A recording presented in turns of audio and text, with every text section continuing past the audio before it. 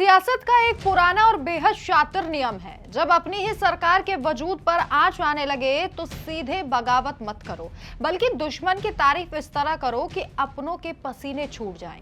पश्चिम बंगाल की राजनीति में इस वक्त जो कुछ भी चल रहा है वो कोई भावुकता का पल नहीं, बल्कि माइंड गेम का सबसे खतरनाक लेवल है।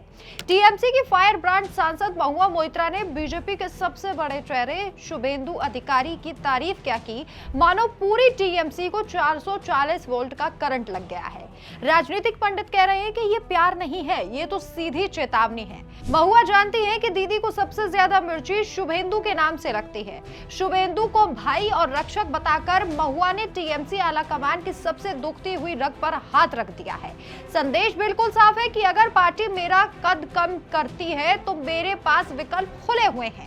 हाल ही में महुआ मोइत्रा ने एक इंटरव्यू में भावुक होते हुए बताया कि साल 2014 के लोकसभा चुनाव में जब उन्हें टिकट नहीं मिला तो वो पूरी तरह से टूट चुकी थी और रात भर रोती रही थी। उस समय शुभेंदु अधिकारी ने ही उन्हें सांत्वना देते हुए कहा, बहन मैं तुम्हारे साथ हूँ।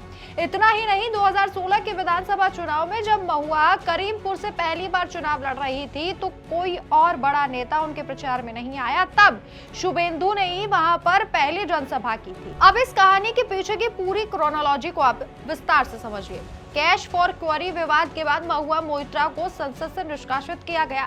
सीबीआई और ईडी की जांच के साए उन पर मंडराते रहे। हालांकि पार्टी ने उन्हें दोबारा टिकट देकर चुनाव जरूर जिताया, लेकिन अंदर खाने खबर यह है कि टीएमसी के नए पावर सेंटर्स महुआ के इस विवादित प्रोफाइल से धीरे धीरे दूरी बना रहे हैं। राष्ट्रीय स्तर पर जो महुआ कभी टीएमसी का मुख्य चेहरा हुआ करती थी, हाल के कुछ महीनों में उन्हें पार्टी के भीतर साइडलाइन किए जाने की सुगबुगाहट तेज हो गई थी। महुआ भाप चुकी थी कि दिल्ली की राजनीति में उनकी चमक को पार्टी के अंदर ही कम करने की कोशिशें तेज हो रही हैं। इसी घुटन का नतीजा है महुआ का ये ताजा बयान, जिसमें उन्होंने शुभेंदु की तारीफ की। महुआ कोई नौसिखिया राजनेता नहीं है। वो जानती है कि ममता को झुकाने या अपनी बात मनवाने के लिए किस प्रेशर वेपन का इस्तेमाल करना है। शुभेंदु अधिकारी वो नाम है जिससे पूरी टीएमसी को नफरत है। शुभेंदु ने दीदी को नंदीग्राम में हराया था। ऐसे में महुआ का साल 2014 की उस रात को याद करना, अपने आंसुओं का गवाह शुभेंदु को बताना और सार्वजनिक मंच से यह कहना कि राजनीति अपनी जगह है पर व्यक्तिगत रिश्ते मजबूत है, ये टीएमसी आलाकमान को दी गई एक सीधी धमकी हो सकती है। ये महुआ का ब्लैकमेल पॉलिटिक्स का एक हिस्सा हो सकता है, जिसके जरिए वो पार्टी को यह एहसास करा रही है कि अगर उन्हें कम आका गया तो वो दीदी के सबसे बड़े दुश्मन के साथ मंच साझा करने से भी परहेज नहीं करेंगी। अब सवाल उठता है कि क्या महुआ का ये दाव रंग लाएगा?